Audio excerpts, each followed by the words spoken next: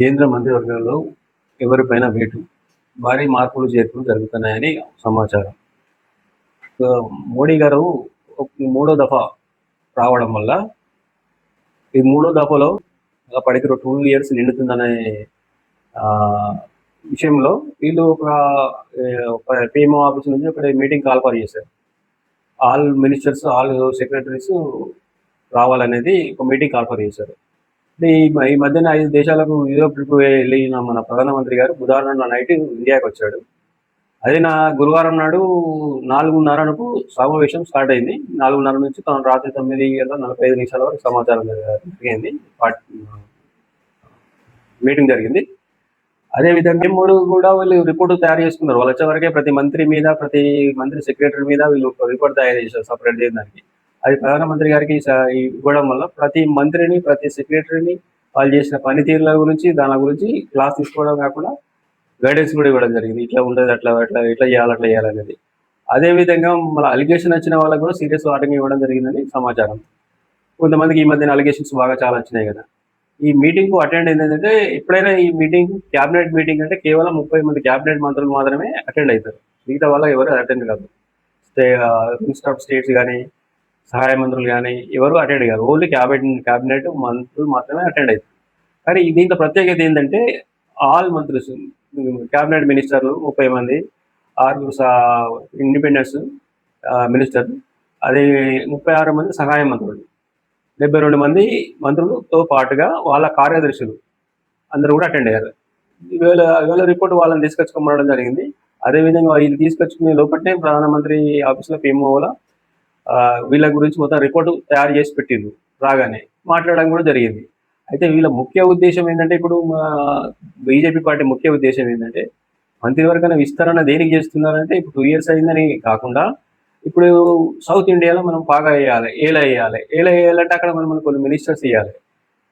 ఉన్నవాడు పెంచడమా, లేని కాడ ఇవ్వడమా అనేది చేయాలి. అంటే ఇప్పుడు తమిళనాడులో వాళ్ళకి ఒకటే సీట్ వచ్చింది, అది కూడా ఎమ్మెల్యే సీట్ ఒకటే వచ్చింది. కానీ అక్కడ అన్నమలయ్య అని ఇంతకుముందు పార్టీ ప్రెసిడెంట్ చేసిండు, చాలా సీరియస్గా వర్క్ చేసిండు. తనకు మన ఎమ్మెల్యే టికెట్ కూడా ఇవ్వకుండా వాళ్ళకి రాజ్యసభ మరి ఇచ్చేసి మినిస్టర్ అయ్యానని ఒక ఉద్దేశం సౌత్లో. ఆయనకు యూత్లో కూడా చాలా ఫాలోయింగ్ బాగా వచ్చింది. మన ప్రెసిడెంట్ చేసిన కాడ నుంచి చాలా బాగా ఫాలోయింగ్ వచ్చింది. ఫాలోయింగ్ కూడా చాలా మంది ఉన్నారు బీజేపీలో ఆయనకు. ఇప్పుడు ఎట్లా అక్కడ మినిస్టర్ ఇవ్వడం వల్ల ఇప్పుడు విజయ్ గారు కూడా ఉన్నారు కాబట్టి, విజయ్ గారిని కూడా కొంచెం తన సైడ్ తిప్పుకోవాలనుకునే ఉద్దేశంలో ఉన్నారు కాబట్టి, అక్కడ మినిస్టర్లు ఇస్తే వాళ్ళకు కూడా అక్కడ తిప్పుకోవడానికి కూడా అవకాశం ఉంటుంది. ఇప్పుడు వాళ్ళకు కూడా బడ్జెట్ కోసం ఇప్పుడు ఈ మధ్యన ఢిల్లీ కూడా వెళ్ళి వస్తున్నాడు కదా. ఇప్పుడు అక్కడ కూడా 10 లక్షల కోట్లు అప్పు అయిందట. దాని గురించి కూడా మన వాళ్ళ గురించి ఇప్పుడు విజయ్ గారు కూడా ఫెయిల్ ఉన్నాయి కదా, ఆ ఫెయిల్ కూడా మన అమలు చేయాలంటే లక్షల కోట్లు కావాలి. అంటే కేంద్ర సహకారం కావాలి. కేంద్ర సహకారం కావాలంటే వాళ్ళు ఏదో అడుగుతారు, వీళ్ళు ఏదో వేయాల్సి ఉంటుంది. అంటే ఒకరికొకరు సపోర్టు. ఇప్పుడు మన తెలంగాణకి వస్తే, మన తెలంగాణలో ఇప్పుడు 2 మినిస్టర్స్ ఉన్నాయి. ఒకటి బండి సంజయ్, ఒకటి కిషన్ రెడ్డి గారు. ఒకటి సహాయ మంత్రి, ఒకటి క్యాబినెట్ మంత్రి. క్యాబినెట్ మంత్రి అయితే ఎందుకు పనికిరాను క్యాబినెట్ మంత్రి, అది టూరిజం మంత్రి. అదే ఈయనకు సహాయ మంత్రి, ఈయనకు అధికారం లేని మంత్రి. సహాయ మంత్రి ఏం డిసిషన్ తీసుకుంటాడు? కనీసం ఇండిపెండెన్స్ కూడా కాదు కదా, ఇండిపెండెన్స్ మినిస్టర్ కూడా కాదు కదా, స్వతంత్ర మినిస్టర్ కూడా కాదు కదా సహాయ మంత్రి. 36 మంది ఉంటారు దేశంలో, అందులో తను ఒకరు. ఇక అయినా కానీ ఇప్పుడు ఈ మధ్యన అలిగేషన్ అనేది, ఈ బండి భగీరథ్ మీద అలిగేషన్ చాలా అయింది. ఈయన సహకారం చేసిండు, ఈయన వల్లనే కొడుకు అట్లా తయారయ్యాడు అని 9 రోజులు గ్యాప్ ఇచ్చి అరెస్ట్ చేయకుండా అడ్డుకున్నాడని, దానికి ఏదో రేవంత్ రెడ్డి గారు సపోర్ట్ చేశారని, రేవంత్ రెడ్డి హాస్పిటల్లో ఉన్నాడని, ఇవన్నీ అలిగేషన్స్ బాగా ఉండడం వల్ల బండి సంజయ్కి ఉద్వాసన పలికే అవకాశం ఎక్కువగా ఉన్నాయి.